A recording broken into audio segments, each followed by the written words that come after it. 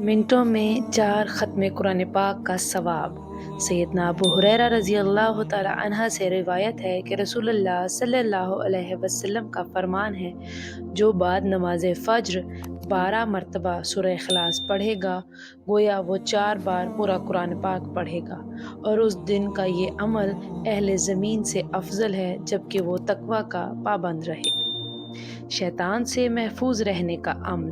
رسول اللہ صلی اللہ علیہ وسلم نے فرمایا، جس نے نماز فجر ادا کی اور بات کیے بغیر سورہ اخلاص کو 10 مرتبہ پڑھا تو اس دن میں اسے کوئی گناہ نہ پہنچے گا اور وہ شیطان سے بچایا جائے گا۔ سبحان اللہ۔ رسول اللہ صلی اللہ علیہ وسلم نے فرمایا، جو شخص ہر مہینے میں 3 دن صبح کے وقت شہد چاٹ لے پھر وہ کسی بڑی مصیبت و وبا میں مبتلا نہیں ہوگا۔